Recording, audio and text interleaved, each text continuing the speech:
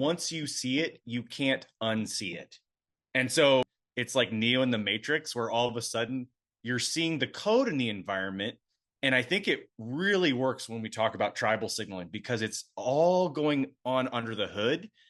But once you see it, it's like it applies everywhere. Hey, I go by knowledge, and I done tour the world. And the more I see, the more questions I got.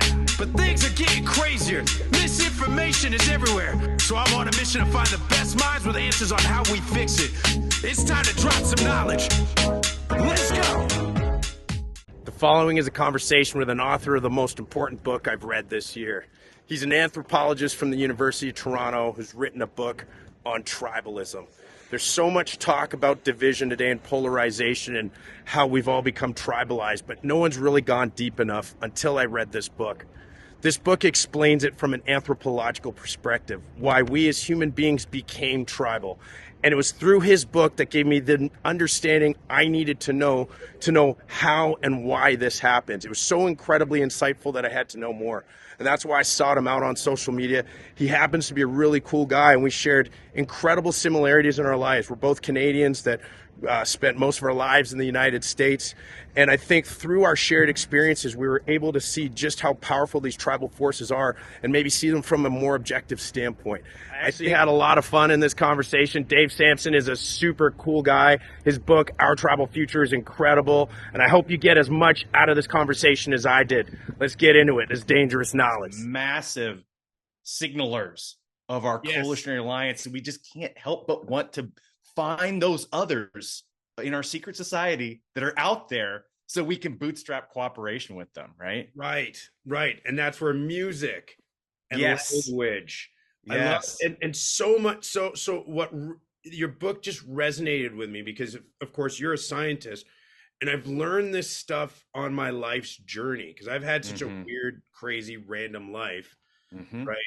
And I've taken on so many identities. I mean, I'm Arab, I'm Muslim, I'm Canadian, I'm practically American. I mean, I've lived I've spent most of the last 20 plus years here in the US, right? So Will, to get a grasp of your background, what are your top 3 identities? Like if you think in a pinch, right? The environment was pushing you in one way or another.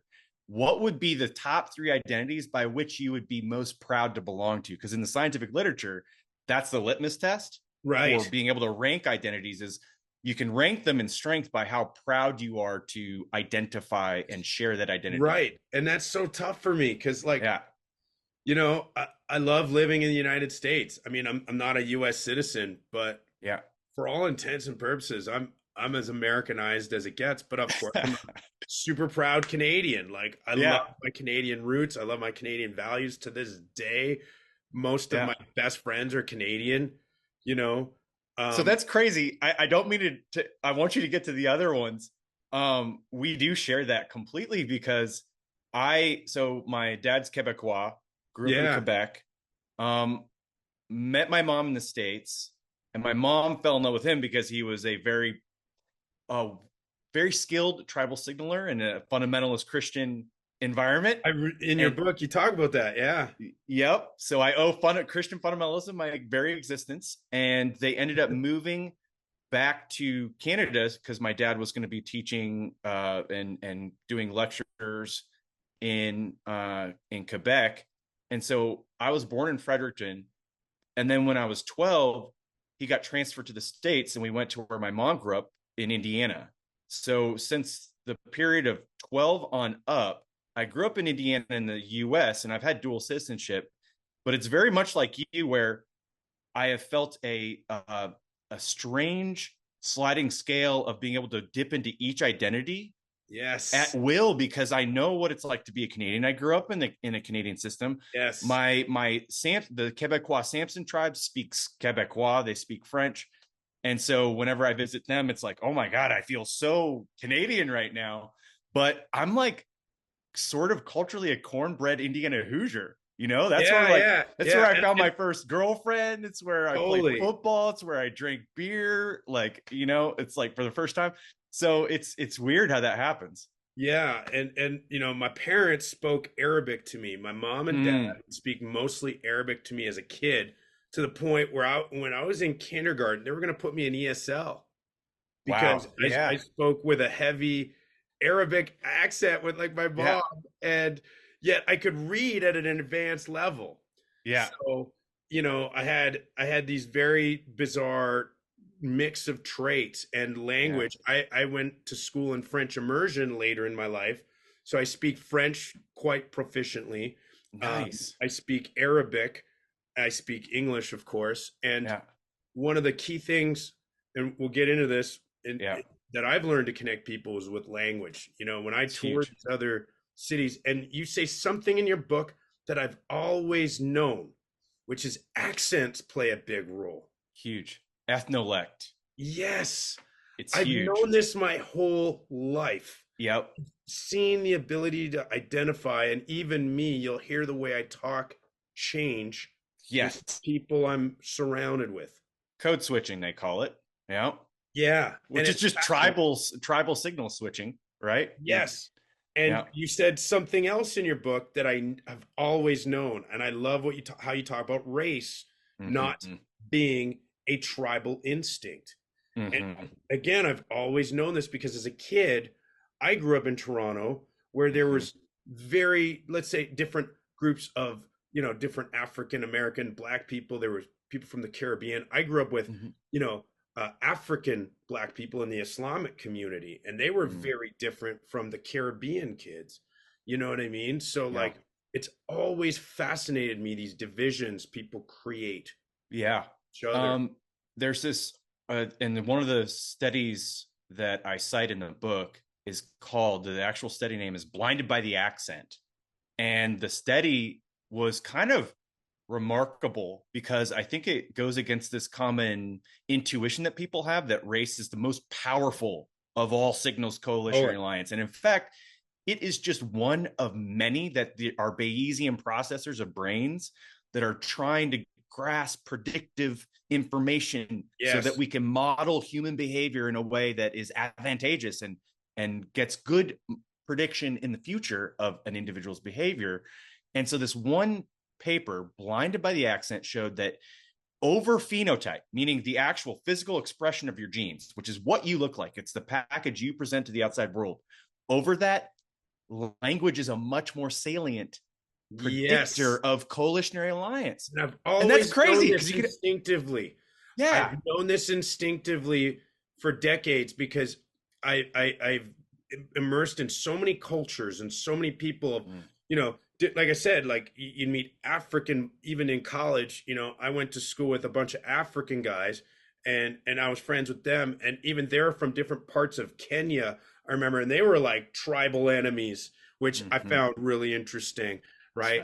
And so you have all these divisions. I actually had a girlfriend who's an internationally acclaimed reporter. Okay. She was Lebanese. I'm Syrian.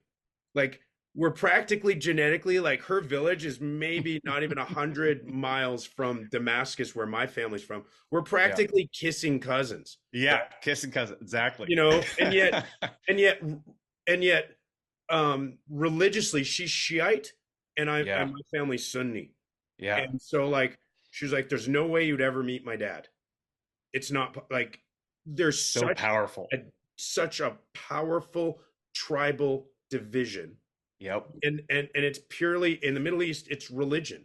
Yeah. Right? It's like genetically we're so similar, and yet other people and I think this plays key. Like, I wanted to tell you, like, I read this book by Will Storr that I find utterly fascinating, The Status Game, which I want to get it. We haven't even technically started yet, which I want to make an introduction for this stuff. So let's do that. Yeah. But I want to get into that. I want to get into music. I want to get into language, all this. I think we got some nuggets even here that I'm going to use to clip, because that's the key is we'll talk about social media and stuff. I've really ramped up my social media now that I've got a team.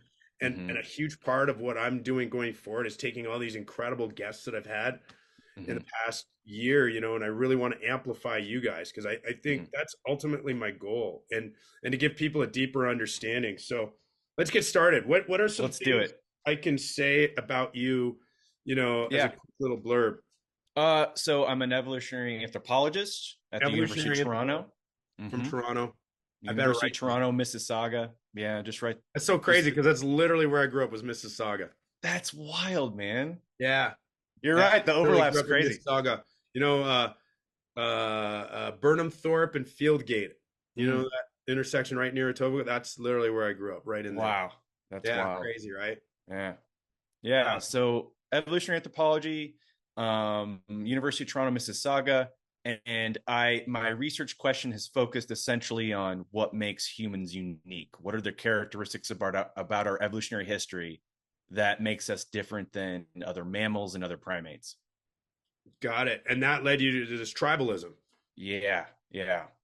And utterly fat, and like your whole explanation just did that to me, man. Like you said, you Nice. can't unsee it.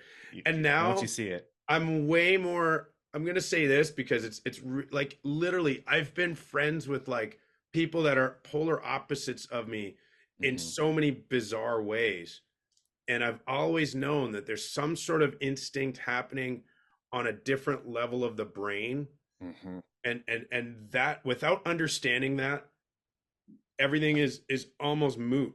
Like, yeah, no, that's absolutely correct. The only known empirical way to be able to overcome an instinct is to elevate the knowledge of the instinct into the level of awareness. yes, That is it. Otherwise, we are a slave to its passions. It's yes, whatever it wants us to do, we will do until we're aware of it. elevate it to the level of awareness. It even, yeah, it can even cue so quickly. Something like, I walk into the classroom, right? And it's raining outside and everybody's sort of like depressed and sort of like quiet and morose. All I have to do as an instructor is go, hey guys, really crappy weather out, isn't it? And people are like, oh, it is. There is crappy weather out. And it's that knowledge of awareness actually subconsciously cues them to shift their mood. It's priming. That sensitive. It's all priming. Yeah. Yes. Yes. I would liken it to a magician, a magic trick.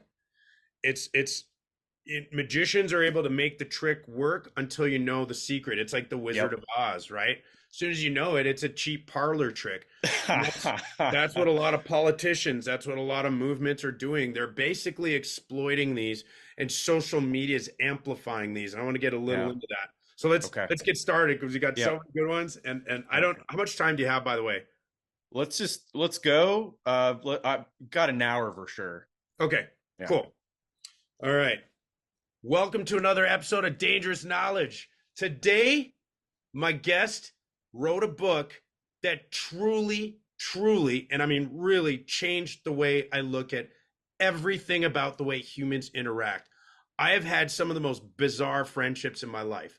I've connected with people in the craziest ways, and I've also seen people divide themselves in ways that defied my explanation. We've been going down this path for the last few years about information, misinformation, freedom, all this stuff.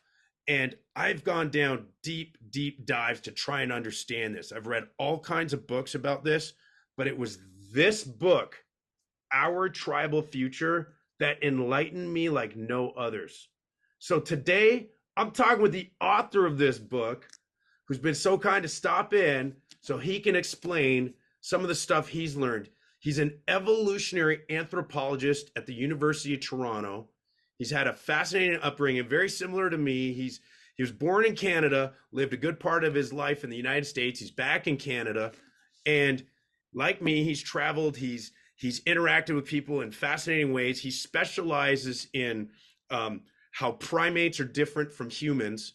And that's what got him on this path, to understand why we're in the groups we're in and why we do the things we do. So it's my pleasure to introduce David Samson, author of Our Tribal Future. How you doing, man? I'm doing awesome, Will. I'm so stoked to be here. Me too. Sorry, that was an extended intro, but love it. I love, reading your book. You quote like some of my favorite authors, Sebastian Junger. Book Tribe. It was awesome. Yeah. I definitely one of the best books. Robert Sapolsky, so many more. And let's go down a little bit about your history. What made you understand tribalism on a personal level? Yeah. So I guess we can look at this from the perspective of like an experience stack.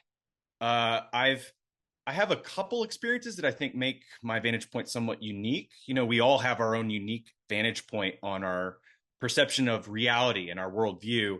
So I'm an evolutionary anthropologist. There's probably a couple thousand of us out there by profession that are professional students of evolutionary history and what makes humanity special and unique relative to other organisms that have existed on the planet.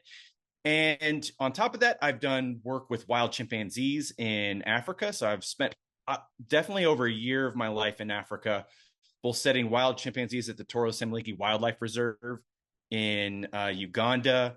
And there's probably about 300 or 400 of those walking around today who are also evolutionary anthropologists. I've worked with Hadza hunter-gatherers, so small-scale societies. That was really impactful in terms of how it affected my worldview to see the differences, but really the universal similarities of a culture. So quote unquote different, yet so similar. I could see, like, when I was hanging around with the hunters and the guys every morning before they went off to go on a hunt, I could literally see my best friends' personalities just beaming off of them as they hung out together. And I'm like, God, it was such a enlightening, like, unifying thing to experience. It's heartwarming, to hear that. It is. It's awesome. It's awesome. So the number of people who have worked with hunter gatherers may be under the hundreds for sure. So on top of that, I also grew up in a Christian fundamentalist environment. My father was a fundamentalist preacher for 20 years. And I think that's maybe one of the reasons why I had a predisposition to seeing these signals of coalitionary alliance we emit in our environment. I think I was primed for that. So once I finally was a postdoc at Duke University and worked in the lab of Charles Nunn, and I started looking into evolutionary mismatch because it was one of the theoretical models I love that term, by the way. We're going to get into that. Yes. Awesome. We got to hit mismatch. It's super critical. Yes. So once I started diving into that, then things started clicking together. And then I would say the final thing that brings me sort of a unique experience on this is my own upbringing and like the ways in which when I was 12 or 13 or 14 years old in the church, meeting my best friends who I am still loyal best friends with to this day. In fact, this hat is just our club. It's our best friend secret society that we've had since we were 12 years old. Right. Wow. Yeah. And it's like, we were doing was recapitulating these ancient instincts, and we didn't even know it because it's instinctual. And once I gained a theoretical understanding of it and how it worked, I could then leverage those things to enhance and to make sure that our relationships endure through time. And they're some of the most important, strongest relationships I've got. So like, I think that's just the unique perspective stack that I bring to this particular topic. Right. And I think it's fascinating. Like, reading your book, I couldn't help but see similarities with mine. You talk about how you saw similarities with these hunter gatherers. I grew up in a pretty devoutly Muslim household myself. And I moved from Toronto to Calgary to, and you're Canadian, Kelowna, it's a small city in Canada. And then I started DJing on cruise ships in the United States. So I went from like small town Canada to like DJing on a cruise ship in Texas, and wow. Really being immersed deeply in American culture, more so than most Americans, And so you're in Las Vegas now? Yeah, I'm in Vegas now. I've been here for about 15 years. Yeah. So just to get eerie here, I also, my very first position as a visiting assistant professor was at the University of Nevada, Las Vegas. No way. So I know Vegas. 5 minutes away from UNLV. So crazy. What? That's awesome, man. Yeah, my spot was about 3 minutes away from the campus too. So we might have been in the same neighborhood. Drop, man. We're probably neighbors. Who knows? Yeah. Who knows? But yeah, so that's the thing, right? It's fascinating how much there is a convergence. From touring the world, I learned so much as part of my quest to be the best DJ I could. I learned the best way is to incorporate, native music and Mm-hmm. also languages, right? So, Mm-hmm. my most recent tour with the Backstreet Boys, we went to Poland, Mm. Hungary, Germany, France, and everywhere I'd go, I would dive kind of pretty deeply. Like I'd spend hours learning the language, Yeah. Uh, it's super crucial as a field anthropologist that's had to interact in lots of different environments amongst lots of different cultures. One of the most crucial things, and I think this is also another weird overlap, is if I went to a new spot, you would have, it just behooves you to gain some precipice of knowledge of an individual's linguistic signaling. And what you're Yes. saying is that, look, I'm obviously, unless you have perfect diction in that language, you're not going to signal 100% authentic, but the gesture is absolutely massive. So when I went into the Hadza, I spent 4 months working on field Swahili to be able to, at the very least, read off like the daily surveys in Swahili. And Wow. so, and it made a huge difference, Of huge difference. course. They would laugh because my pronunciation was It all was over the horrible. map, Yeah. but it was in good faith and they appreciated the effort. Exactly. And one of the things that fascinates me is what we refer to a people versus what they refer to themselves. Mm-hmm. You look at like Germany, right? We call it Germany. Mm-hmm. The French call it Allemagne. The Germans Mm-hmm. call themselves Deutsch. You know, Yeah. I'm in Hungary where the Hungarians refer themselves as Magyarország, right? Mm. And they have a very hard to pronounce language. And for whatever reason, I've acquired this ability to learn languages at a pronunciation level fairly good. And I attribute that to That's learning awesome. Arabic as a kid, which is very different from English. So, Mm-hmm. to this day, I can speak in Arabic with very little accent. Uh, Hmm. and so even the press noted that when I was in Budapest, they were like, and he spoke in very good Hungarian to the Nice. crowd, which was So, Will, really this cool. makes you like a tribal maven. It's so these are the people that you want to be your diplomats who can Right, have a foot in both worlds, right, and that can be the focal point of dialogue between two distinct cultures because you right. have to have that shared language, right? Just think of Agreed. in Canada, think of how crucial it is that an elected official can speak both French and French and English, English. Yes, right? yes. I Because you're went to you French immersion. Right. French immersion. My Yeah, dad, man, to this day, I'm grateful because I sure didn't want to go, but yeah. he practically forced me to go to French immersion, and I'm Hmm. so grateful to this day. Yeah. Because you're absolutely correct. In Canada, it's French. Here in the United States, it's Spanish, which I haven't really taken on. And ironically, I look very Spanish, so like Hmm. people mistake me for Hispanic all the time, and Hmm. they look at me very strangely when I say I don't speak any Spanish, and it's almost embarrassing because I do speak these other languages Yeah. to some degree, and it's been my life's goal to really immerse in different cultures with music and everything else. But now let's talk about how this evolved into your understanding. So you went from learning about the Hadza and Hmm. primatology, because I love in your book this, the mind-blowing moment to me was this. We all speak about tribalism as a bad thing and how it's Hmm. dividing us. We keep talking about division, division, division. But you flip that on its head, right? You're Yeah. like, actually, it's a good thing. Yeah. Here's why. Here's Uh, why we are tribal. Yeah. Tell us about it. Yeah. So it's actually it is both a It's a curse and a double-edged sword. blessing. I should It's clarify. the double edged. No, yeah, it's very important because that cursed aspect of it and that blessing aspect of it. They're married, and until humans artificially manipulate our genome top down, it's there. It's going to be stuck in there because it's a product of our evolutionary history. In fact, now might be a good time to just give a little bit of a backdrop on the natural history of this trait so that the listeners can understand contextually what we're talking about and why this is the state. So the analogy I like to use to demonstrate this is that of a human movie. So I want to break down 1.8 million years of human evolution in the context of watching a 100-minute movie. The average movie is about 100 minutes. So In the first minute of this movie, it's 1.8 million years ago. And that's when camps evolve. For the very first time, humans, we come down from the trees, our Australopithecine ancestors, we leave them in the gallery forests of East Africa. They're like these half human, half chimp things. Basically, from the bottom up, they're chimps. And then from the bottom down, they're facultatively bipeds, right? So these were our ancestors. But they had very different kinds of social systems, very dominant hierarchy social systems, fission, fusion. Humans innovate something completely radical. We start living in camps. And what that means is the individuals that we rely on for survival and reproduction numbered about 20 to 30.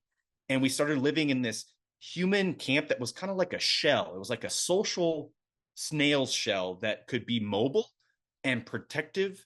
And it was like the socio-technological innovation allowed us to survive in these open African environments. And here's where the first blessing occurred in our moral evolution.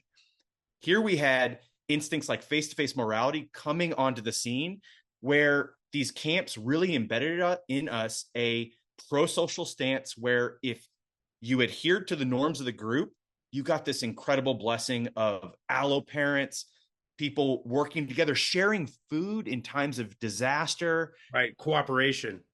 So many levels. At will, at a scale very few species, only several species have ever done. So that's 1 minute in. But then for the next 84 minutes of the movie, it's kind of boring, actually. You would need like a David Attenborough to spice it up, because it would be like this nature documentary, you know? Like it's pretty boring. That was the perfect visualization ever. That's hilarious. Yeah. And so like for 84 minutes, you're just watching this like Discovery Channel documentary, right? But something interesting happens with 16 minutes left in the movie. And that's when tribes evolve. And we know this in the archaeological record because paleoanthropologically, human camps, like these small scale forager communities, they really only ever travel about 30 to 60 kilometers from their home range. You're starting to see trading in between tribal trading networks that are much beyond that. So say, for example, Alagirstali, Kenya, you start seeing hundreds of kilometers away. Right. I remember raw materials that have like signatures of different tribes. And so there clearly isn't us trading with them. And this was about what era again? So with 84 minutes in the movie, we're at 300,000 years. Okay. So that covers 1.8 to 300,000. Like actual scale. So when in BC AD is this? Yeah, 300,000 years ago. Oh, wow. Yeah. That's how old the tribe drive is. Which is super important to contextualize when we talk about this instinct today. When you're DJing in Las Vegas, the things that you're using when you're using your tribal signals via language and music, that shit was embedded 300,000 years ago, right? So it's hard. It's hard to fight even that far back. It's that far back, like before we were even really Homo sapien. Yeah. Yeah. I mean, actually, so the beauty of it is, and the synchronicity of it is that this is right around the time that modern Homo sapiens, anatomically and physically modern Homo sapiens evolve. And I think these two things aren't a coincidence. Right. I think part of what it means to be human is to be tribal. This is kind of one of the things. And that takes some fascinating context later, which we'll get into with language and race and all that. Yeah.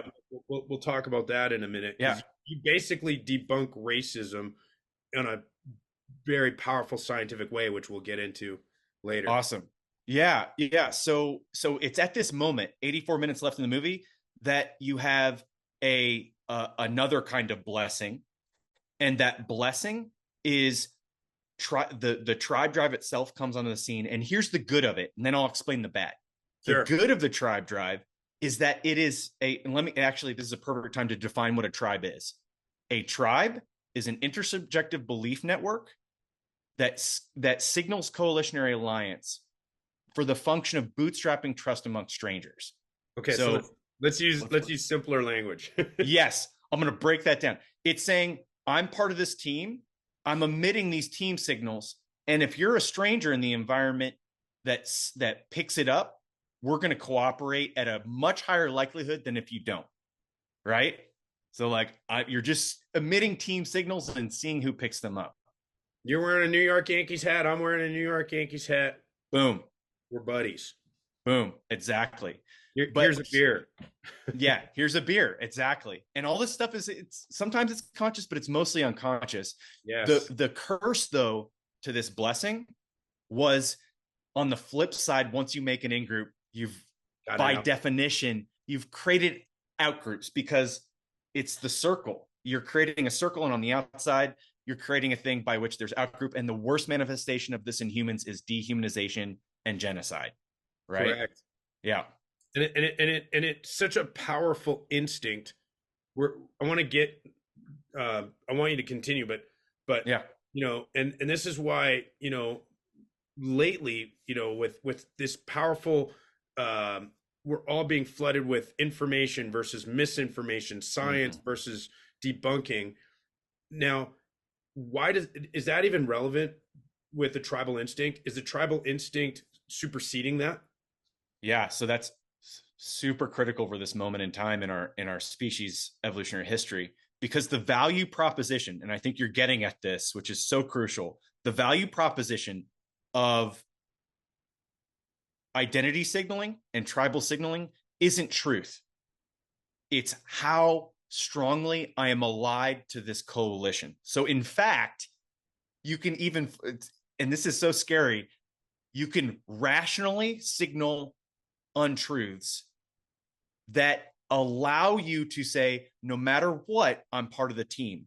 We could go, that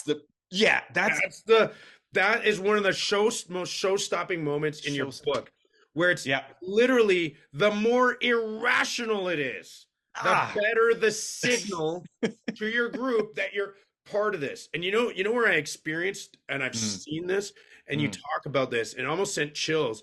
It's, you know, being touring with these mega artists, I become part of the lore of their super fan groups. And I always see these accounts on social media trying to outdo each other in their support. And it literally increases in almost irrationality. Totally. There is just so many examples. There are myriad out there of this. So let's take a low-hanging fruit from religion, right? Religions love paradox. They love paradoxical things, and almost all religions do this. Yes. Even small-scale religions and the big monotheistic religions, they all play on paradox. So, for example, in Christianity, you have the Trinity, right? You can be both a Father, a Son, and a Holy Spirit.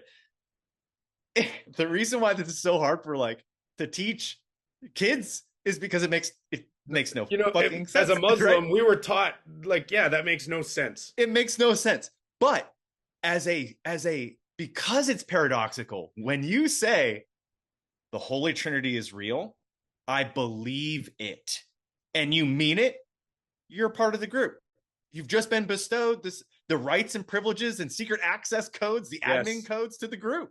And I see this myself, right? Like, I'll never forget the day I mentally checked out of Islam at the time. My father, who's very religious, always urging me to go to the mosque with him. I said, okay, Dad, I'm going to come to pray with you at the mosque. And I remember seeing this edict on the wall saying, he who wears pants over a certain level above the ankle, this will roast in the hellfire. I was like, all right, I'm out. I'm out. I just can't, It seems to us irrational. Right. But to your father, it is certainly irrational. Right. Because if you adhere to that social norm, it's nodding to the sacred values of the coalition. Yes. And they don't have to make sense. Yes. All they have to do is be a strong signal and strong, authentic test that you're loyal. Yes. That's the show-stopping moment, like you said. And the fascinating part of this is, as I've gotten older, there is so much I actually have learned to appreciate about Islam. Oh, it's man. blown my mind reading your book, about ritual. There's another there's amazing books I've read about religion, like The Power of Ritual by a guy by the name of Mm. Casper de Tui. I don't know if you've ever heard of Mhm. this book. I'm Highly familiar with the book. recommend it. Hmm. And he talks about these, how essentially you can pick and choose these parts of religion. But what I actually really appreciate about Islam is it's codified so many things that I've now realized actually do call in our instinctive traits. Yeah. Say this is a better way to live based on the way we are as human beings. Man, that's eerie, Will. We're gonna have to have a beer someday, just I because like know, man. we're It's not so gonna be able to crazy for a cover fundamentalist Christian, and this like linkage. We're not for gonna be able to me, cover right? in this conversation. Yeah. So no, I look at my absolutely. parents who've been married for 50 years. Yeah. And Yes, and that's a value, right? right, and all That these it's a glue. values that they've had through their faith Yeah. that was combined with this, so I can nitpick this irrational stuff, but then I'm missing the bigger stuff that Yeah. have actually held true. Do you know what I 100%. mean? Over time. Absolutely. No, there was this. So I have obviously a ton of personal anecdotes and experience that I can bring to bear here.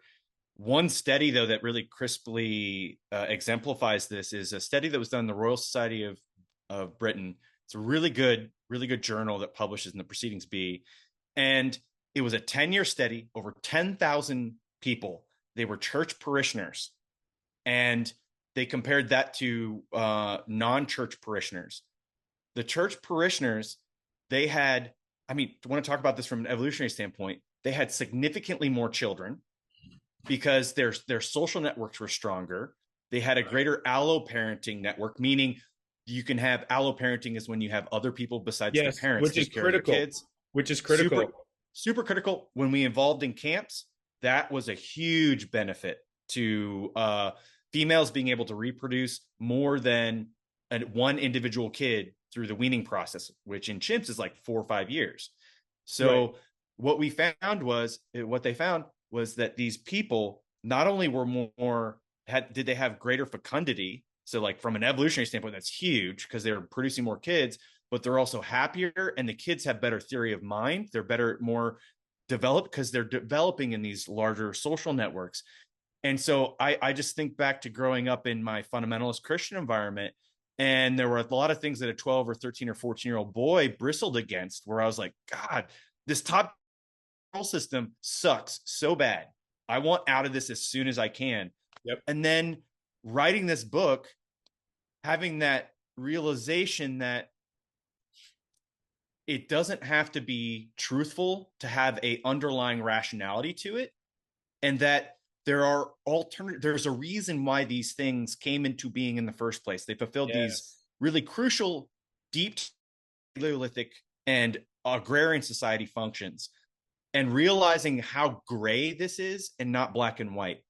That was absolutely huge. And you can see that in your book. And Yeah. and you know, and I think that what we've done as a society, and this is what I've read so many. You've even mentioned Robert Putnam in your book. Mm-hmm. He's Yeah, one of Bowling my Alone. favorite. Yeah, so Yeah. I would have to say the closest we've reached to utopia from every understanding of world civilization really is. I am a big fan of the United States. Yeah. And what it was and what it Yeah. can return to. Because, boy, this is a really weird one to cross into, because I know I'm going to cross some political lines, but America really was greater at one point, and we can see that qualitatively and quantitatively, but it's not for the reasons people realize or think. Sorry. And I've tried to understand this through my background is economics, by the way, with my education. Right on. So, we studied Milton Friedman, and when I went to school, it was the mid to late '90s, and at the time, everyone was all about these free market, laissez-faire economics, and I was one of the few left-wing guys going, "Hey, hang on." And what I'm seeing is this deregulation that has happened starting in the late '60s. Ironically, Robert Putnam doesn't actually have an explanation, but he says you can actually look quantitatively and qualitatively from the year 1968. Things have gotten worse. Have you ever heard that meme? What the fuck happened in 1971? No. Yeah.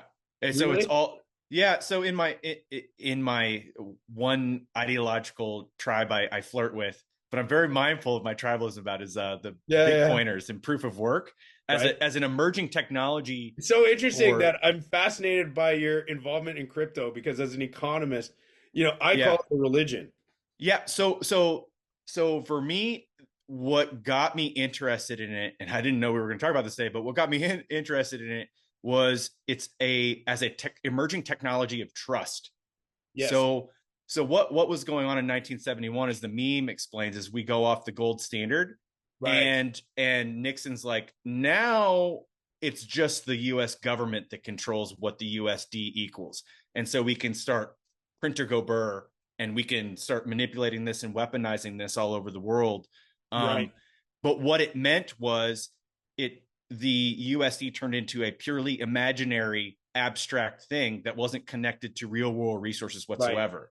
And so the value proposition of something like proof of work, of which Bitcoin is a nice case study of, is that it is a mathematically protected, unexploitable, and unstoppable force of economic scarcity, which is sort of the opposite of what USD is. And so, yes, there are those who take this ideology and run with it almost to religious extremes. I've ran into Bitcoin maxis, and I've been like, oh, I'm getting like fundamentalist vibes from back of my church days. Right. Right. But what they're trying to grasp onto is a future by which people aren't exploited by a system they have no admin privileges to, which they Right. feel is society writ large. Right. And the founding principles of the United States were things like autonomy, self-sovereignty, these things that you were nodding at that kind of made it a cool place for people to immigrate to. Which I love. Yeah. The United States, really, the forefathers of the United States were the most prescient politicians, I would say, from what I know in world history. They Yeah. really did have the future in mind when they built this country, and they've left a legacy that's truly empowering for the world. Yep. We can get it now. It's not perfect, and I know people will No love to. perfect system. Yeah, but on that note, Yep. what I find fascinating about that is, I have a deep understanding of money. I went to school for money Mhm. and banking, right? Mhm. And there's very many reasons to hate the U.S. banking system, Mhm. especially in the 2008, 2009 with the housing crisis that happened. And that's really Yep. how Bitcoin emerged, right? That's Satoshi Nakamoto's white paper was I think, an acute response to that level of Yes. cronyism and nepotism. Yes, yes. And there's no question we see that, but then it just gets repeated with Bitcoin, right? You've got um, Sam Bankman-Fried, you've got now Mm-hmm. Coinbase, you've got CZ. All these guys Yeah. they're more crooked, Yeah. right? So absolutely. Where I classify the Sam Bankman-Frieds of the world is the people who are profiting off of the sort of the proof of stake, what we call in the business shit coins, that are the exact same thing as the systems that are exploiting people at the administrative level in, say, authoritarian governments. A proof of stake just means that there are some coders that have the abstract admin privileges to that coin and that protocol, and they can go in and extract it and exploit it anytime they want to. What makes Bitcoin distinct from that is that proof of work protocol and the fact that it's tethered to the real world in watts that are being mined. And so one of the big fallbacks in the crypto community, since that particular perfect example of exploitation when you have root admin control over something, is back to the basics of proof of work, of which it's appeared to have been a hedge against. So yeah. Yeah, I sum it up when it comes to finances is there's no such thing as a good system. There's only Mhm. less bad ones. Yep. And that's the 100%. problem. Yeah. And that's the problem with finance is there, and this is part of the whole problem with information when you get in with, vaxxers versus anti-vaxxers, Mm. health versus dishealth, or, whatever you want to call it. And it's very easy to point out the mistakes of any system. With the dollar, there's the whole world economy almost collapsed. I don't Yeah. think the average person realized how close we were in 2009 to complete financial meltdown. Absolutely. And so what I tell people is the problem is there's just no good solution. So Yeah. crypto was very promising. There might be ways, but over time it's shown that really what's really needed, and this goes back to what I was saying about the United States in general, is we have to go back to the things that worked. And a funny Yep. thing happens in society, and this is where I want to kind of bring in what I think is a critical factor, which is status. A funny thing happens as we all build status, which is the need for more status in this tribalistic context. And then we have what's emerged over the last, say, 50 years. You've had this political movement in the United States that started on an economic side with, say, Milton Friedman, where we need to deregulate. But these regulations actually started from around the time of the Gilded Age, right? Where we had tremendous income inequality and all these lack of rules, and we had capitalism run amok. And so the guys back then, starting with Teddy Roosevelt, said, hey, you know what? We got to start putting some rules in. Otherwise, we can't, it's going to be one guy. It's going to be Rockefeller or one of these guys. It's going to own everything, right? And we actually see a qualitative and quantitative improvement for everybody on almost all levels. This is according to Putnam, starting around the early 1900s. Even the gap racially started closing tremendously. And then right around the late 60s, early 70s, you see the racial gap start to divide again, but you also see a qualitative degradement of life in general. And we've seen this slowly happen and getting worse. We now have people that are more anxious than ever, more depressed than ever, more worse everything, despite the overabundance of everything. Yeah. Ultimate paradox. Yeah. So that is the perfect entry point for this concept of mismatch.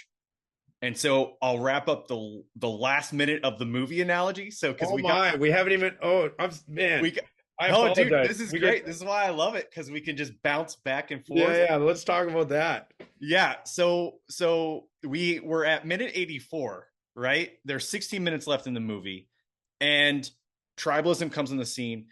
Fast forwarding, 1 minute left. We outcompete Neanderthals. We're the last reigning hominid species on the planet, and I think we do that because of our tribal instinct. We were out symbolically maneuvering them with our tribal capacity. With 30 seconds left in the movie, it starts turning into this science fiction explosion where it goes from that slow-paced documentary to like this bizarre super exponent, exactly, in which you have agrarian society coming online with 30 seconds left. You have domestication of plants and animals, where essentially Homo sapiens are enslaving plants and animals to make them a refrigerator of calories. Refrigerator of calories. That's it. What a brilliant analogy. Yep. And with 15 seconds left, because we're consolidating in these sort of dense areas that are more sedentary, we are innovating at a scale we've never done before, because you've got more processors. You got multi-processors working on the same problem. Writing comes on the scene. That enables the religions of the big gods to come on the scene, because they need to be codified and they need to be spread and disseminated. I never thought about that, but the Middle East was where writing first sort of emerged, and then religion. Do you think there's some sort of one's a prerequisite to another? Yeah, no, one's a prerequisite to another. It's a natural way, and principally their big problem, and this is Harvey Whitehouse's work about the moral God hypothesis. He hypothesizes that based on the data, you see the big gods come onto the scene not before big civilizations, but after.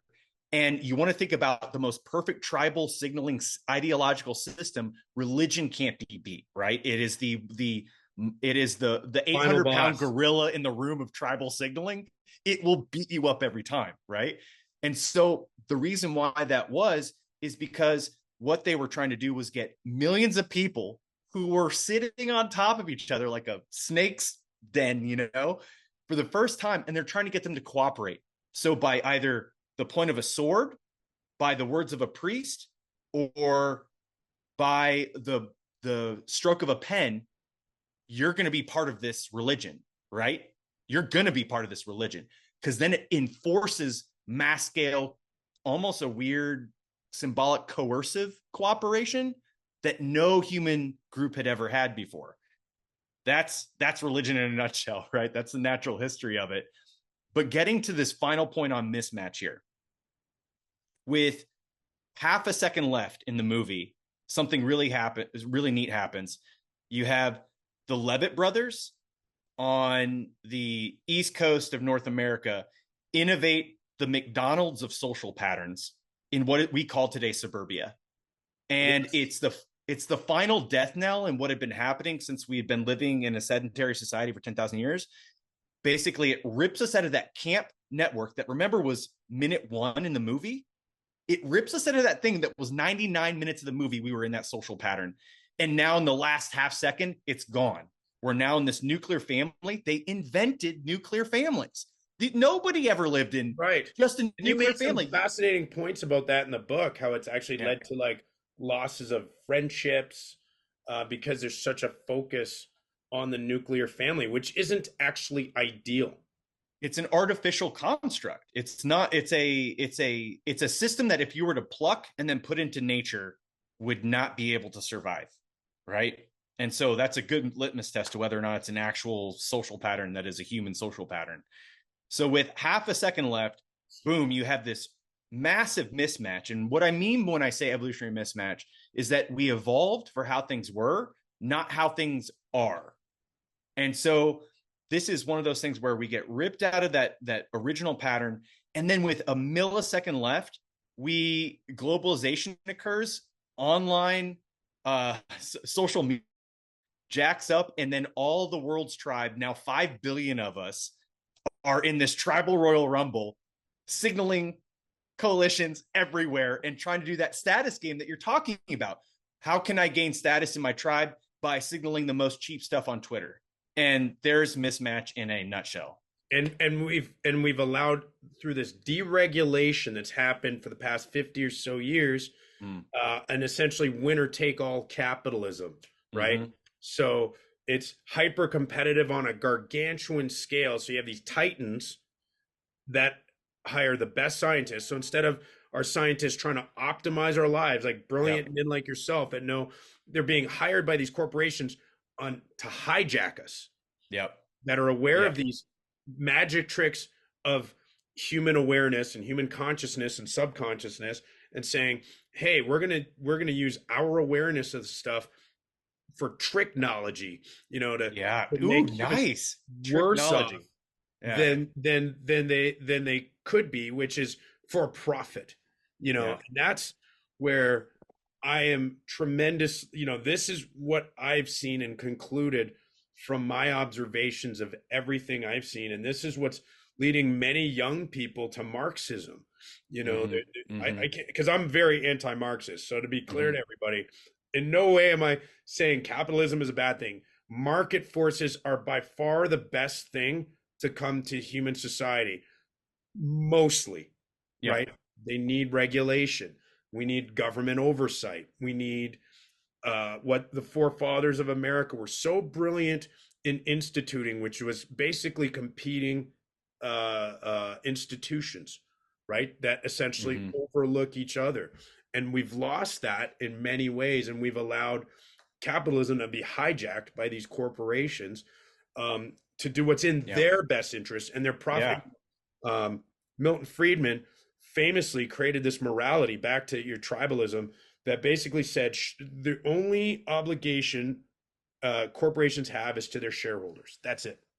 Yeah, and that system is a pretty perverse system. These titans now of the 21st century. They rule the economy of cyberspace, and they have God King levels of administrative privileges over it, to where they know your behavior even better than you know your own behavior. And it's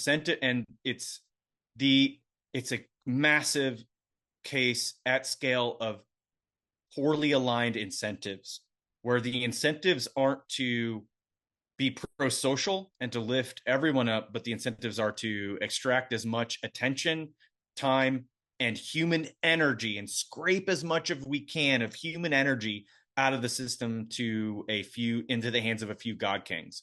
And Yep. it's pretty crazy.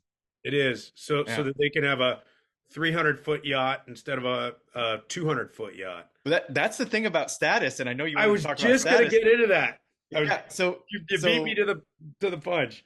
That's the thing about status is it's as you know, likely since you've read Will Storr's book on the status game. It's not about what you have objectively. It's about who your peers are and whether or not you're engaged in sort of a competition. So one really good way to think about this is the hormone testosterone. It's a much aligned hormone. And this actually frames status so nicely. People think testosterone is an aggression hormone. That's actually a misnomer. And this is stuff that Robert Sapolsky talks about at length in his book, Behave. But basically what the hormone is doing, what testosterone is doing, is it's cueing your sensitivity to either gain or loss in status. But it's extremely context sensitive. So if you create ultimatum games in a controlled setting, if you create cognitive games by which humans gain status for being pro-social and for being cooperative and for sharing their resources, then testosterone makes you more pro-social, more attentive to people's needs, greater theory of mind. So it's not an aggression hormone. It is the status hormone. So Yes. It's all about, so if you want to be in a part of a good tribe, you want to find tribes that create hierarchies of prestige, not dominance, right? Yes. Number one. And then the next part of that is create that prestige based on collective benefit. Yeah. So a great example of that. So I spent some time in Norway. I love that. Are you familiar with, Norwegian culture at all? I am. I've never been to Norway, but I have some passing knowledge of it. Crazy. I literally went on tour with Mariah Carey, met this girl on the pretty much the first hour I landed. Next thing I know, when the tour is done, I spend 8 months with her in Norway. So that's nice. How I ended up there. So now you know a little bit about Norwegian culture. I've always been fascinated. What's the sacred? Yeah. What's the sacred value of Norwegian culture? What's the cultural norms you love? Why they've got life figured out better than just about everyone. Because they rank on the happiness scales. They rank super high. Yes, and it's a fundamental. It goes back to this, where literally status in their culture is collective, so it's not material and consumptive, and we can shift these things, right? So like I mean I'm speculating a little bit here, but it's like if a group of CEOs were talking, in the United States, be like, oh well, I drive, my yacht's 300 feet. The other guy's like, oh really? Well, my yacht's 500 feet. The other guy's like, well, my yacht's a mile. Whereas in Norway, the conversation would be like, oh, well, I bike to work. Oh, really? Well, I walk to work. The next day, like, oh, really? Well, I gave a piggyback to my workers to work. Like, yep. And the same hormones driving that behavior. Yes, exactly. Yeah. So we have to create these levels of status with collective empowerment. And here's the craziest part of Norway. You know that they're the richest country in the world? Do you know how much capita? Yes. Do you know how much money they have in their national treasure? What do you call it? Like their sovereign wealth fund? Yeah. No. So it's a country of 5 million people. Yeah. Take a wild guess at how much money they've got. Well, my intuition is to say a lot, but also maybe they're spending it on a lot very heavily too on collective programs. I don't know. They do spend a lot on collective programs. Yeah, but they got a lot of wealth. Their sovereign wealth fund is $1 trillion. That's unbelievable. That's $200,000 per man, woman, and child. That's crazy. And they literally invest in companies low key, and then literally divest, say, gun companies from weapons.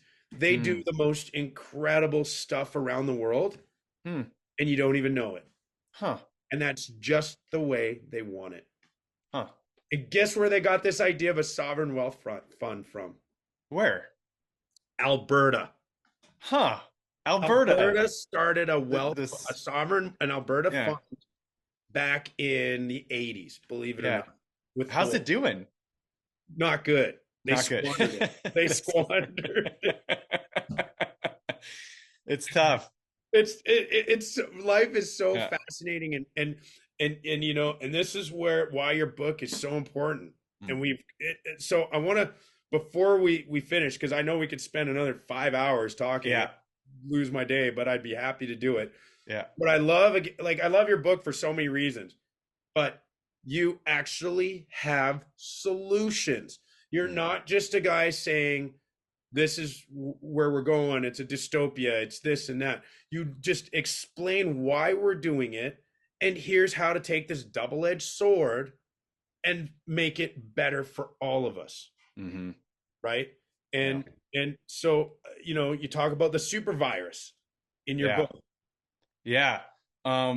Yeah. So that gets to the ending chapter of the book, which really tries to hint at a two-front anthropological Cold War that we're kind of at the dawn in the 21st century, where you've got basically a monolithic, mono-tribal East Bloc going with the top-down centralized way. It's a very tempting route to go, because you think if you have top-down control, you can have a complete system by which you're reducing conflict. The issue is when you have that top-down control, it's very hard to be able to protect against exploitation of those people who have the power at the very, very top. Then you have what appears to be the trend line in the United States, where it looks like we're decentralizing at greater and greater and greater a rate. Now, at first glance, it may seem as though that's a bad thing, but really this may be, with the technologies of trust in particular, this may be a great opportunity for realignment of the scale of human community that we are actually evolved to be in.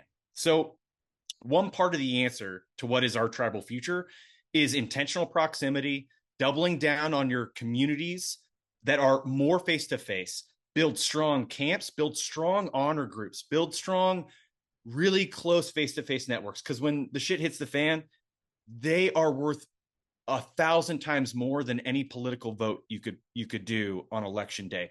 They're there for you. They're your neighbors or your friends. That's the thing you need to cultivate. The community level is the level of change. Definitely strengthen communities. That is an actual tribal level, because it is a beyond face-to-face network, but it's a network that has local incentives. And then, of course, get innovative with it too. We've got internet native tribes that are being created right now, that where people are meeting of like mind, and then coalescing resources and then coming into being in the real world in ways that could have never been possible before. So that's one front of it. Maybe we should do concerts.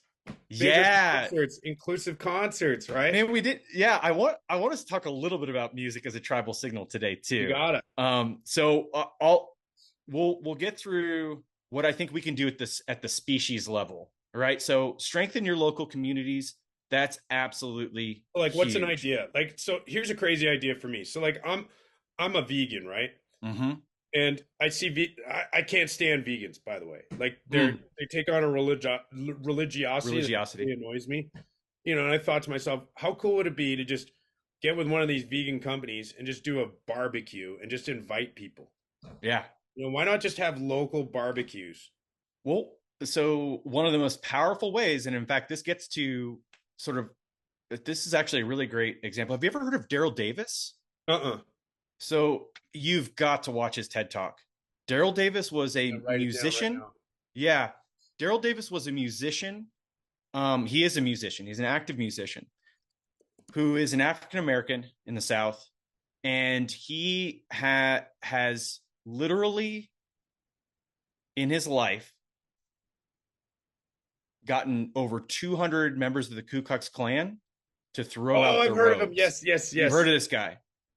And we need, like, the heroes of the 21st century are going to be the Daryl Davises, because what he did was, he's like, I'm not a psychologist. I can just tell you what I did to change people's identity that was potentially maladaptive, harmful identity. I met with them and I was respectful to them and I had a dialogue with them. And what was happening when he did that was he wasn't just literally by being a human that defied their expectations. Those people were then forced to update their Bayesian priors, and it forced them to update their models about the world to the point where it shattered their identity and they could no longer ascribe that identity. Amazing. Literally just make the known, make the unknown known is what Daryl Davis did. So, and he was a musician, which is why like the power of music. Yeah. So get this. That's literally my intention with music. So I DJ in places that are diametrically what people would think would be opposite to me, right? I literally DJed Jonesboro, Arkansas. I've DJed in you know where Ole Miss is, Oxford, Mississippi. Yeah. I'm literally doing a country festival in Wichita, Kansas next week. You know what I mean? Here's this Arab Muslim Canadian guy who's like touring all over.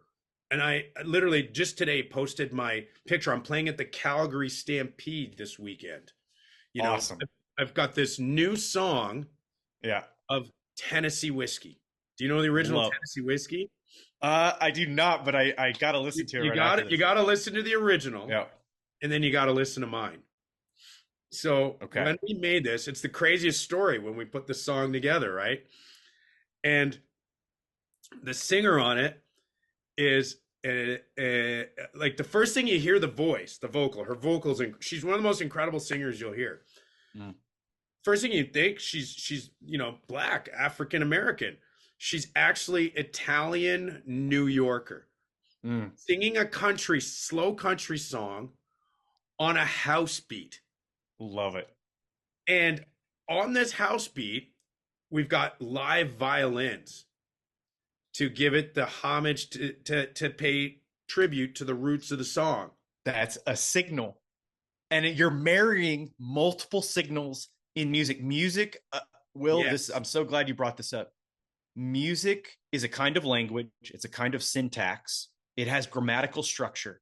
So it plays by the same tribal signaling rules that language does. And we already talked about how powerful language is. When you mix together these notes that have coalitionary alliance signaling embedded in, but you weave them together, what you're doing is creating a message of unity. And it's awesome. And that's our entire intention. Is, like you said, like for me to go, like the one thing about being in the South as much as I am, the first thing I try to do is understand people. And look, some of the people that they vote for, I find incredibly offensive, right? But the first thing I don't do is judge them, because overall as people, I actually love these people. Yeah. They know that. When I go to Kansas, when I go to Jonesboro, I'm not putting on an act. I genuinely love doing events there. I genuinely love these people. And I am looking at it not even as a political thing, or it's truly as a human thing, and understanding how they are being played by their politicians that are using these charlatan games to divide us. And I was in an Uber with a guy in Wichita just last week, and what this Daryl Davis did, I did in a very similar way, because like here I am talking to this guy, finding ways to connect in really powerful ways, because I'm aware of that. Like I'm unabashedly pro-Western, I'm unabashedly pro-American, and they see that and they know that, but so here's what you're doing. I'm also Arab. I'm also Canadian. Yeah. And what you're doing is you're layering your signaling systems. Yes. So you're saying you're appealing to a higher higher level super tribal signal. And you're saying we are part of this super tribal identity. Yes. And we're together on this level. Here are also my sub identities. And this means that they're not in conflict. And that demonstration, being mindful of that, is incredibly powerful. And knowing that there's politicians that are using that, Mm-hmm. and they're playing into these tribal instincts. And so I try Absolutely. to find, so a big thing for me of commonality is nutrition. I've Mm-hmm. dived deep into nutrition. One thing everybody, and a fairly easy commonality is getting everybody to hate corporations, because Yeah. it's morally accurate to Mm-hmm. say that they really are depriving us as human beings from thriving for Mm-hmm. profit. Mm-hmm. And I can say that I've dived deep into nutrition and realized just how much they're, just as much as these anti-vaxxers are anti-government and saying the government Yeah. is lying, the more you get into nutrition, the more you realize the government actually has been lying about Yeah. nutrition for decades. Mm-hmm. So we can see this evolutionary mismatch on so many levels.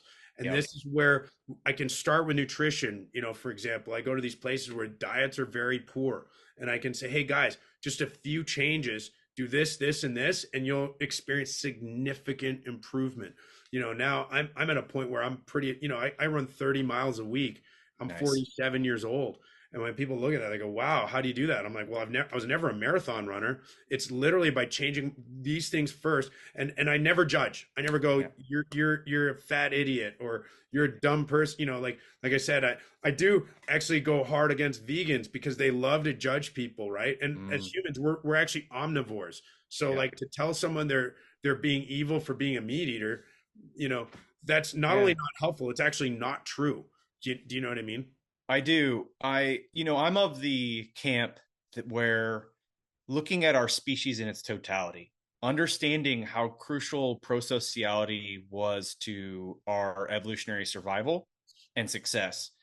I look at the species as 99.999% of us are are fundamentally good, i.e., we're more pro-social than we are anti-social Yes. because we are programmed. We're literally we evolved for that state.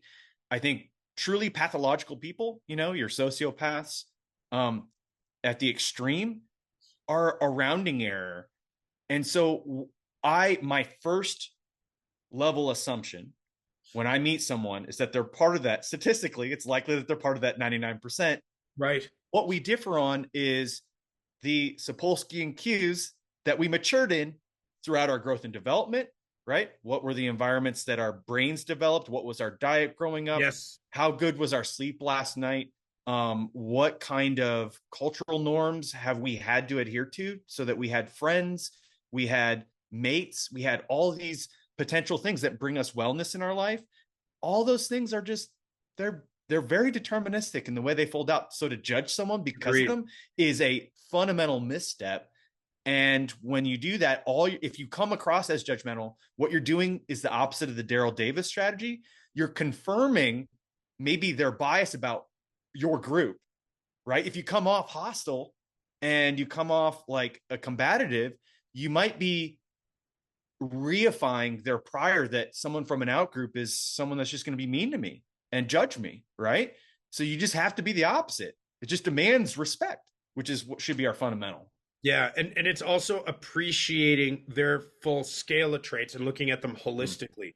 Correct. A good example, and I completely agree with you. It's these host of environmental factors. So I look at people in the Midwest and the South versus people here. As people, real talk, I prefer them. I Yeah. genuinely do like these people. They're, I I, would compare them to, like, they're just a more loyal people. Um, yeah. like, I would compare their beliefs when they, even when I disagree with them on ways, like I said, I literally find a lot of, especially, I don't want to talk about the politicians. I Yeah. don't want to name the names, but there are views that are actually offensive to me as a Sure. person, right? Um, but I know that these people are loyal, and so the reason they support these politicians is not because of that. So it's like, it's Yeah. the equivalent of supporting your team even when they lose. Yeah, it's exactly it. And in fact, what we've got in the situation we have right now in 2023 is tribalism. Our tribe drive is being weaponized against us Yes. to the point where only 4% of Democrats and Republicans are intermarrying. This is like, Crazy. Will, this is It's where crazy. we were in the 1950s with interracial marriage. It's We've crazy. now transcended this as a culture. It's acceptable to intermarry now.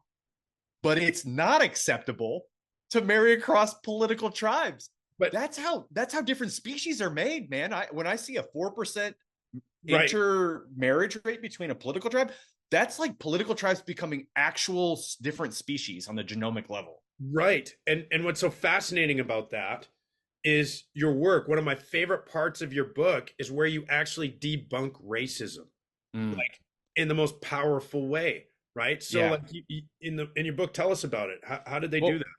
We're not. So here's the key point I want to hammer home. We're not born racist. We're born coalitionists. And so any kind of let's say any kind of signal that you have that may give somebody else predictive power on what your coalitionary alliance is, people will use it as part of their calculation.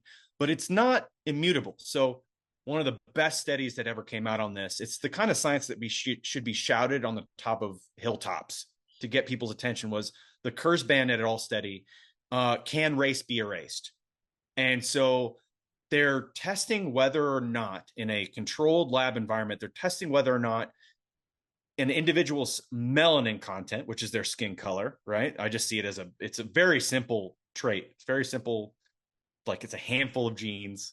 Its evolutionary history is very straightforward. If you're by a place in the world that has a lot of UV radiation, then your ancestors likely evolved dark melanin. And I think evolutionarily, it only different skin colors have only emerged over the last 10,000 years, right? I would say maybe a little bit deeper than that, because you're going to have likely with the the advent of our genus is 1.8 million. Those populations were fundamentally equatorial, and so dark skin, i.e. highly concentrated melanin in the skin, is going to be highly adaptive. It's going to keep you from getting open blisters when you're exposed to the sun and dying from infection, right? So all of our human ancestors were dark, had dark skin. As we move higher to the higher latitudes, that's when you see this like clinal variation, meaning a very gradual variation, and it perfectly matches UV exposure. Because what's going on is, in these cold environments, you're starting to have to wear lots of clothes, and to survive, because it's cold. And what that means is very limited. D. That's it, man. You totally nailed it. It's the vitamin D. Because if you don't get enough vitamin D, really bad stuff reproductively happens, like rickets and like you're gonna have malnourished kids, and that's really bad from an evolutionary standpoint. So as a consequence, if you have a little surface area and you need to get tons of vitamin D, you get lighter. That's as simple as the fucking trait is, and that's full stop, period. Like, that's all it is. And now, so it emerged fairly recently then, and yet these tribal instincts emerged way earlier, is kind of my point.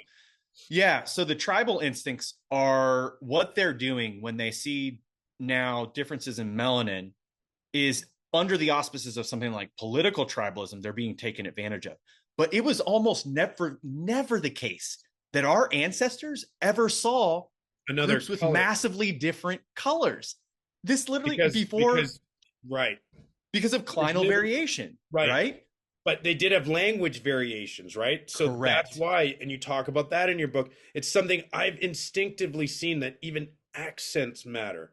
Yes. And you talk about that, which is mind-blowing, right? Because like was the Australian Aborigines, right? Yeah. They would encounter each other, and they would literally compare language. And if there was a mismatch, they would literally go to war. Yeah. So it's exactly that. And that's what the Kurzban study discovered, is that other cues besides how dark or light your skin could shift much more powerfully your perception of what team somebody's going to be on, much more powerfully than skin color. And so the answer to can race be erased was yes, in under 4 minutes of different cues. That is the kind of stuff that we need to be really sharing. This is my mission. Awesome. David. Like, literally you're doing God's work, man. What I'm doing, man, is I'm combining music and meeting people like you. And we need to get people like you. Like I said, I've been holding on to some fascinating podcasts. And one of my episodes was you've got to meet Mubin Sheikh. I got to connect you with him. Okay. Do you know the story of the plot to kill the Canadian Prime Minister? No. about 15 years ago. Well, not Trudeau, but Harper Mm. before. So I don't know. Hmm. Were you living? Maybe you were living in the U.S. at the I time. wasn't yet. I was post Harper. Yeah. So there was a plot by these young radicalized Muslims, Mm. and it was busted by a guy who was a former member of Al Qaeda, Huh. who then became an undercover agent for CSIS. Wow. Okay, so this guy literally provided, let's just say this, he provided such critical information to the US government that his spy uniform is in the Spy Museum of the United States. No way. And today, his mission, he works with a former member of the KKK to Mhm. de-radicalize people. That's awesome. And that Very is the power. That is the power Yeah. of identity. And that should be something that gives us a lot of hope.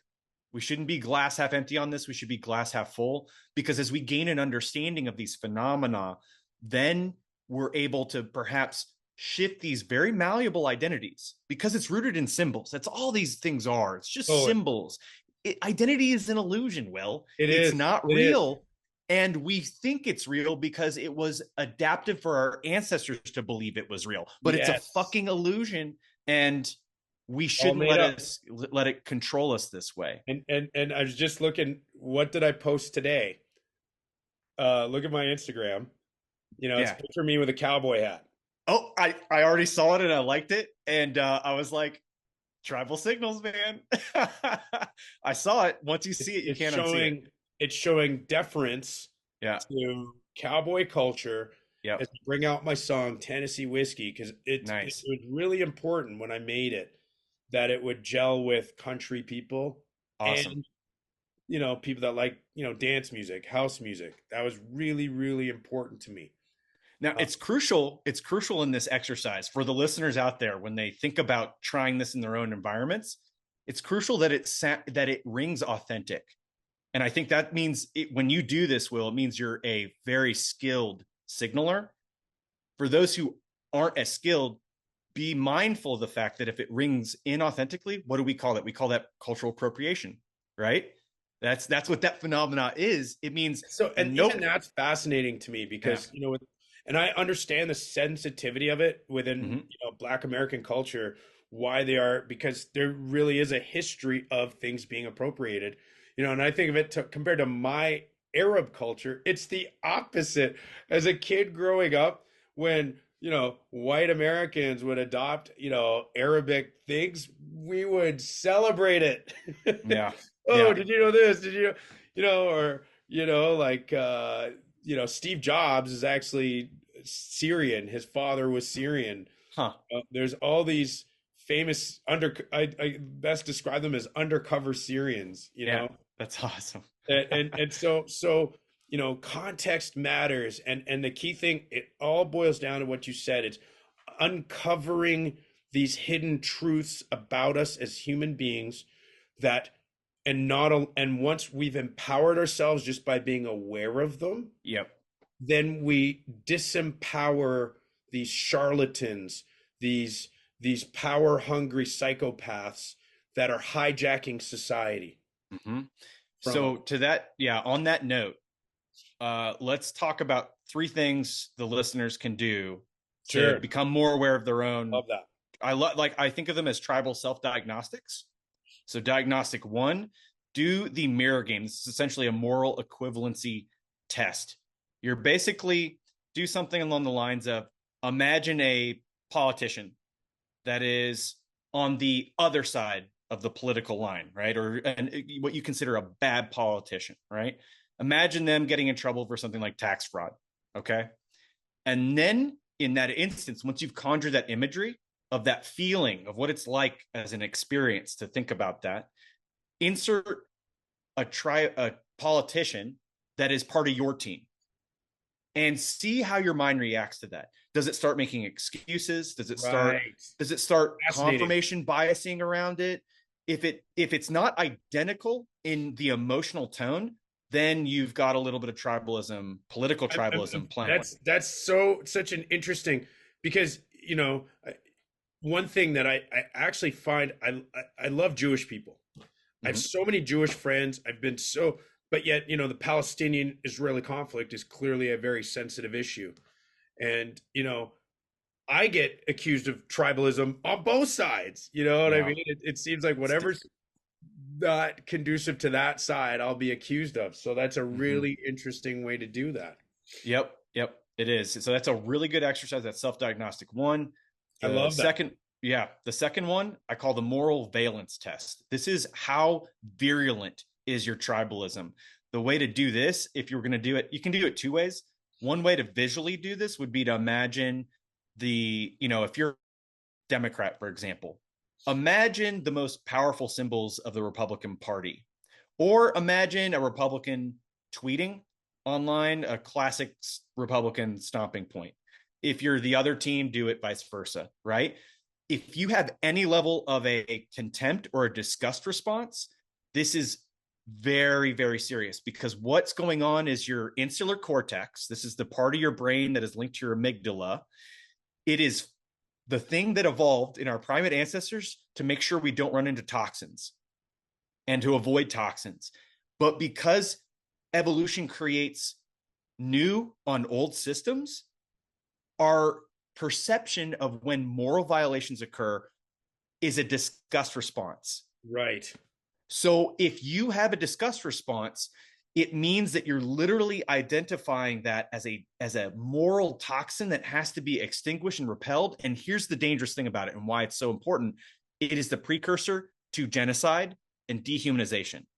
Yes. You're as a group, yes. If you're measuring this sense of how dehuman another group is, this is the canary in the coal mine that group may commit genocide on that other group. Yes. So that's super important, because I don't think any of your listeners want to commit genocide on anybody, but we all the time get triggered this way. Yes. Brilliant. Yeah. I love this. Yeah. So the third one is what I call, it's actually probably my favorite. It's my identity stack, self-diagnostic. And so you want to rank from bottom to top. You want to rank all your identities. In fact, first, just think about it like go on a whiteboard. What are my identities? What groups am I proud to belong to? You write them on there.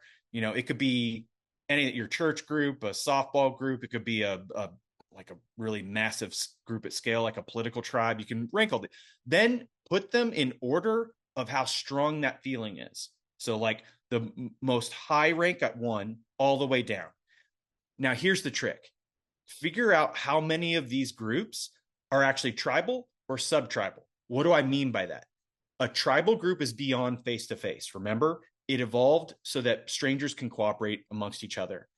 And I want you to classify that as either a tribal group or a sub-tribal group where you're actually face-to-face with people. So an example would be your chess club, right? That if you go to a chess club and you meet these people face-to-face, it's not tribal, it's a sub-tribal group.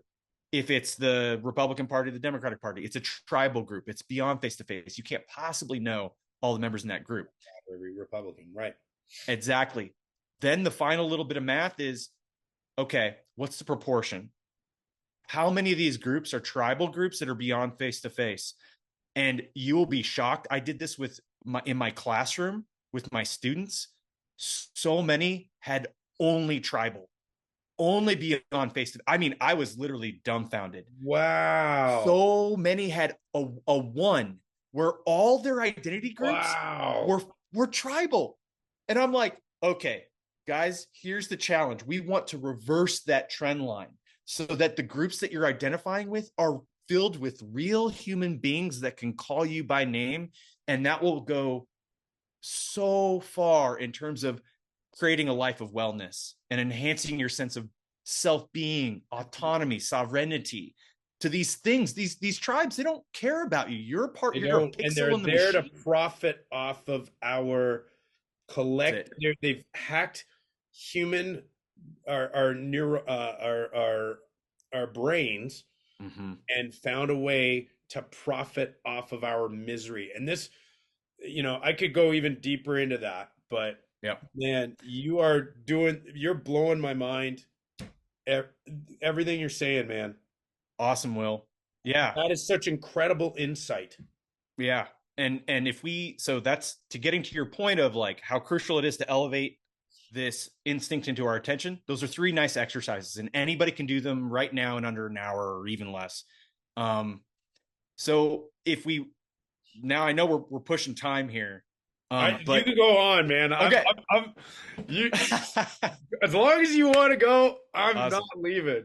So well, how about this? I know that you asked the question about the tribe virus, and let's go ahead and just flesh that out real quick, sure. and then we can say we did a lot of intellectual heavy lifting today. I love it. I love awesome. it, man. We can't end this here. It's not. Yeah.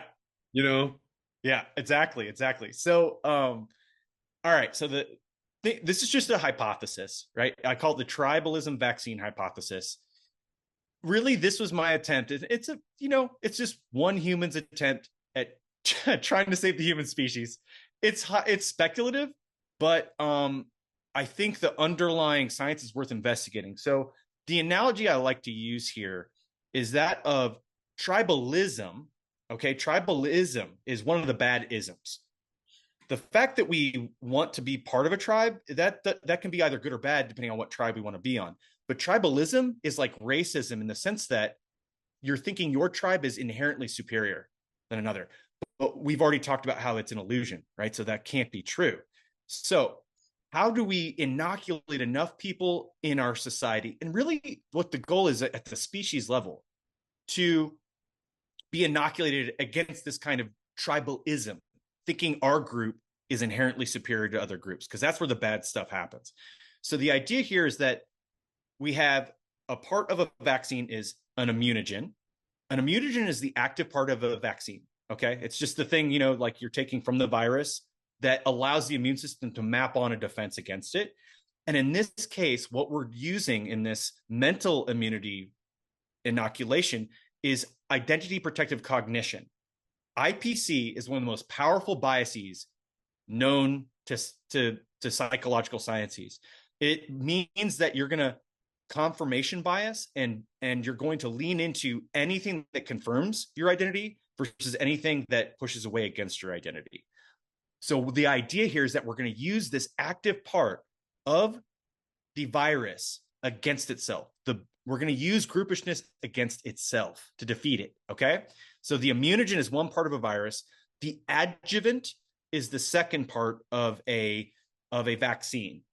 And the adjuvant is the instruction giving protocol that then the immune system rolls out in its final way to defend the body against an invading pathogen. And in this case, we want the adjuvant to be what's called meta-belief. Meta-belief is the belief that beliefs can change, that they're not static, that they're not immutable. And so that will protect us against a lot of the charlatans that you've been talking about out there that want us to believe in things that aren't based on reality, but based on identity, right? And so if you combine identity protective cognition and meta belief, and you distribute that to enough people, you will inoculate at least like 25, 30% of the population against this thing. You've got a much more resilient human species that can then be willing to have epistemic humility and change their minds as a matter of their identity. They're saying, right, I identify as this meta tribe, that beliefs can change, and that I'm open to that happening. And I think fundamentally that starts with the recognition that these companies have a monopoly on the scientists. And I think that's the problem right now, is they got a monopoly on these scientists that are hacking our brains to make us eat horribly, to hijack our attention. So, where do we start that? I mean, for me, it's music. That is my only weapon I've got, man. I know that's that awesome. I can rock a party like nobody's business. That's awesome. I can go to Poland and bring the house down. I can go to a club here in Las Vegas. I can go to the Calgary Stampede next week. I go to festivals in Kansas. So my only weapon is I can bring music to the table, and I can say to everybody, we're part of this super group. You are dude, you're doing a public service by distributing the inoculant through music, right? That's your right. Syringe. I love it. It's great hearing that from a scientist, because That's it. my parents think I'm an idiot because I didn't, No. go into banking like I was supposed to. You know what I mean? So, Yeah. so can I get this? Can I get you to call my mom after this? Sure, let's do it. Let's get her. Let's bring her in on the Zoom call. Yeah. Just be like, hey, this guy's doing God's work, man. That's You know it. what I mean? So, yeah, I mean, I absolutely agree with you, and that's what we've got to do, right? And find these ways to work together, and it starts with your work, man. You're truly a brilliant scientist. And Thank you so much, Will. That's incredible, man. I didn't write this book for scientists. and I you wrote can it. tell your book is awesome. Thank you so much. I didn't, the people who inspired me to be scientists were all really good communicators. Like Carl Sagan's kind of my intellectual hero. And Totally. what he could do is take a complex scientific abstract, boil it down, and create a bit of poetry for people to read. Right. And that if it wasn't for that, I would have never fallen in love with science and wanted to figure out more about the human condition. And so, whether it be by becoming a PhD in music like you did and learning those signals, or some of the fundamental signals of human culture and variation and universals within, we're trying to get to that end point where we see each other as a meta tribe, as one species. And that, if enough people can get into that and buy into that identity, man, it could be a total game changer. Yeah.